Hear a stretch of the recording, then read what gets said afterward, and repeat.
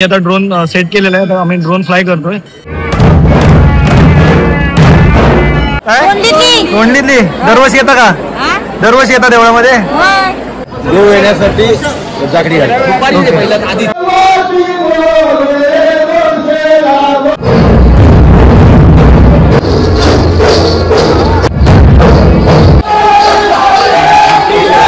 आपल्या चॅनलचं श्री शारदादेवी मंदिरामध्ये हार्दिक स्वागत.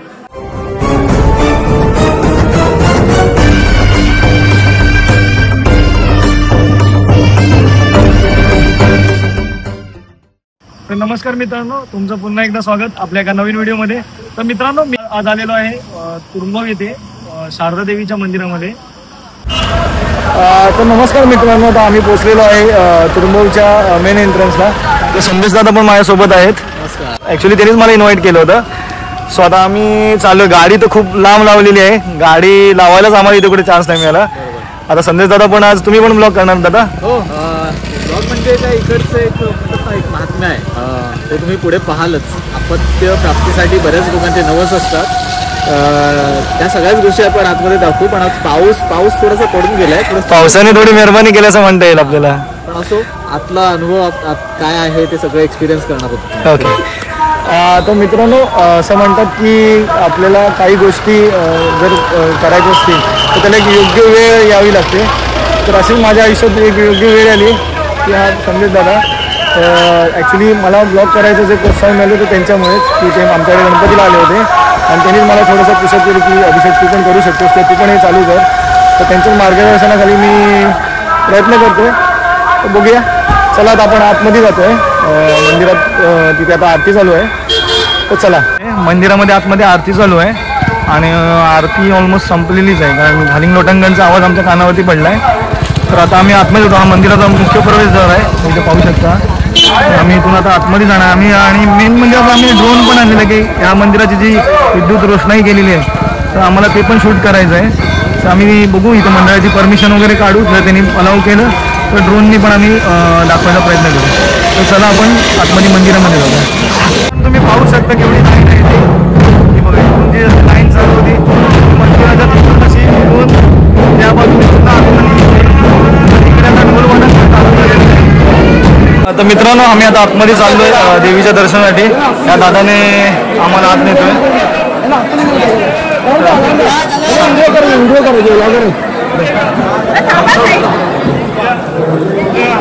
पाहू शकता तुम्ही, देवीची मनमोहक रूप आहे. शारदा देवी, अंबिका माता,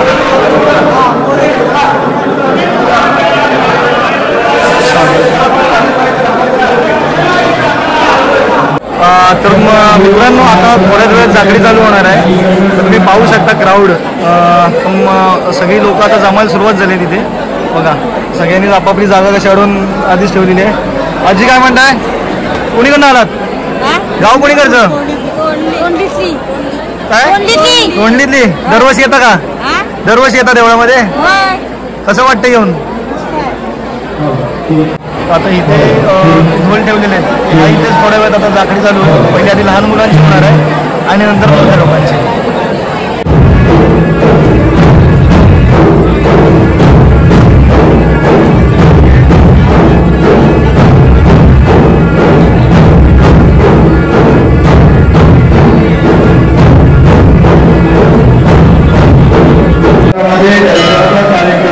मित्रांनो, आता जाकडी नाचणारे जे जानकारी आहेत जाकडीचा जी मेन जाकडी आहे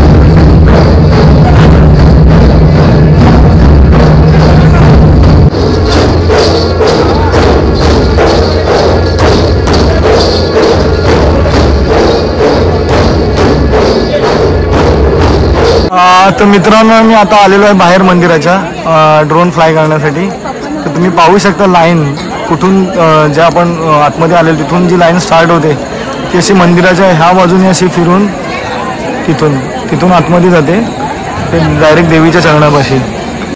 तर मित्रांनो मी आता ड्रोन सेट केलेला आहे. तर आम्ही ड्रोन फ्लाय करतोय. मंदिराला जी विद्युत रोषणाई केलेली आहे ती तुम्ही आता ड्रोनच्या माध्यमातून बघू शकता की कशी विद्युत रोषणाई केलेली आहे. तर चला ड्रोन शॉट एन्जॉय करा.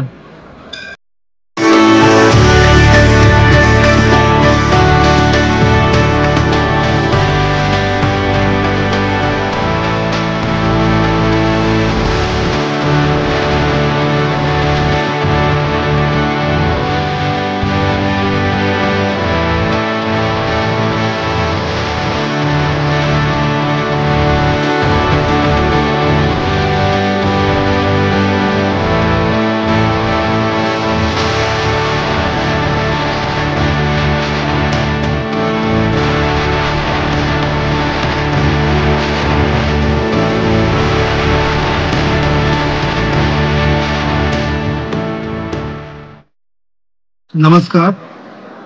आपल्या चॅनलचं श्री शारदा देवी मंदिरामध्ये हार्दिक स्वागत. आपण श्री शारदा देवीच्या तीर्थक्षेत्रामध्ये आला आहात. हे शारदा देवीचं मंदिर जवळजवळ 150 वर्षाहून अधिक कालावधीचं आहे आणि या ठिकाणी आमची शारदा देवी संततीसाठी प्रसिद्ध आहे. विशेषतः ज्या कुटुंबाला म्हणजे पती पत्नीला मूल होत नाही अशी मंडळी या ठिकाणी देवीच्या दर्शनाला येतात आणि नवस करतात. साधारणतः देवीचा इतिहास असा आहे की शारदेचं हे मंदिर केवळ महाराष्ट्रामध्ये एकमेव आहे. आणि इतकंच नाही तर हे मंदिर जवळजवळ आता 25 वर्ष झाली आम्ही त्याचा जीर्णोद्धार केलेला आहे. पण महाराष्ट्राच्या आणि देशाच्या कानाकोपऱ्यातून या ठिकाणी भाविक येतात.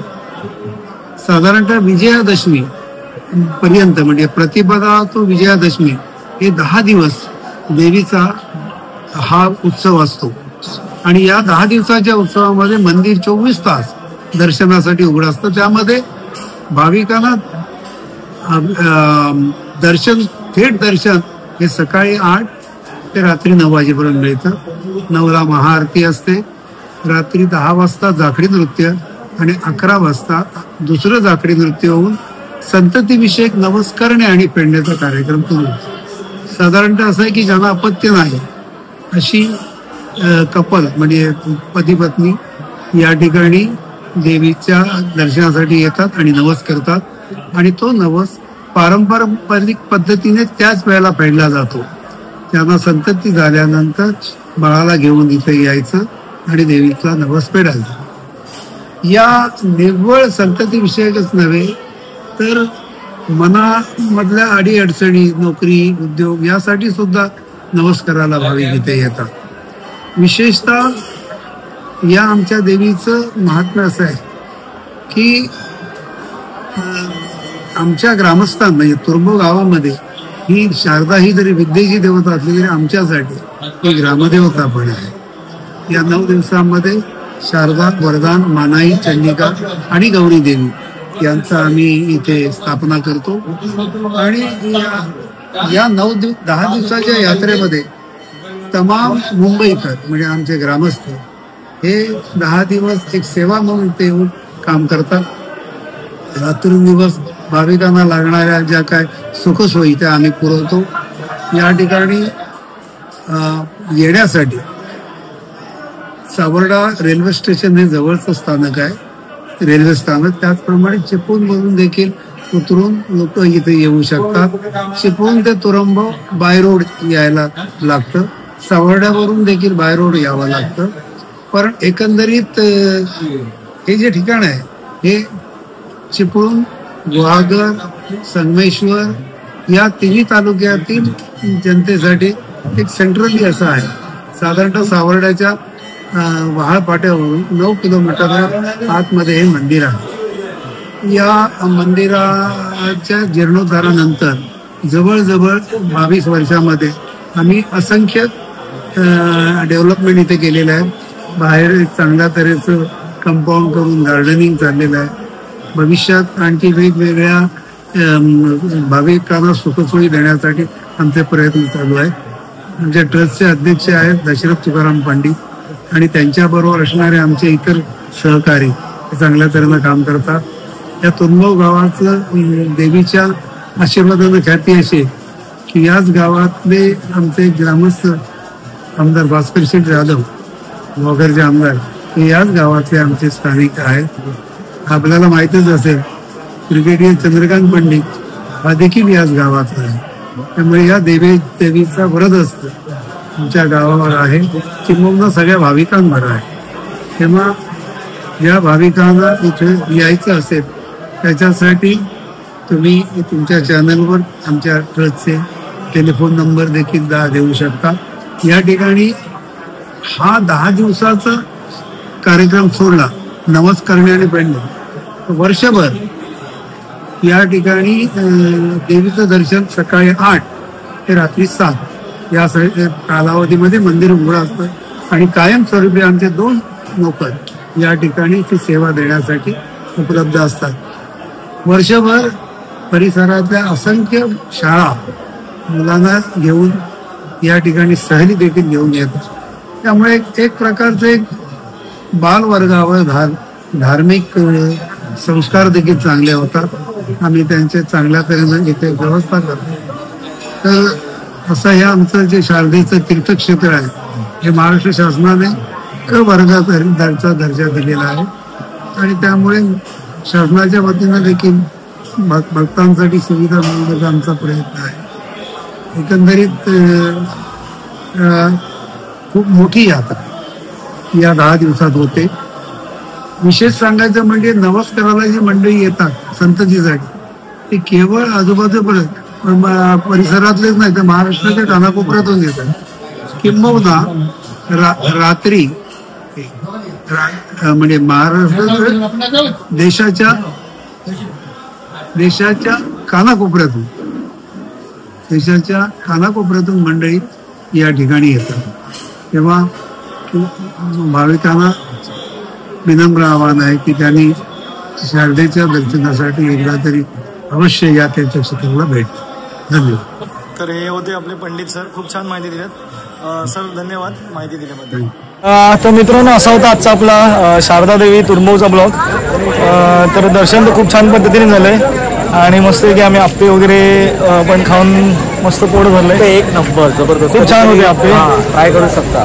म्हणजे आम्ही ऍक्च्युली खाणार होतो लोणी डोसा, पण दादा बोलले की इथे आप्पे छान मिळतात, सो ते ट्राय केलेलं, खूप छान होते. काकांनी कोल्हापूरची चव आमच्या कोकणात आणली आहे, म्हणजे विशेष हार्ड आहे. खूप छान होते. तर चला मंडळी, आपला हा ब्लॉग इथेच मी आज एंड करतोय. जर तुम्हाला हा आजचा शारदा देवी तुरंबवचा ब्लॉग आवडला असेल तर नक्की मला कमेंटमध्ये सांगा आणि आपल्या चॅनलला सबस्क्राईब करायला विसरू नका. धन्यवाद.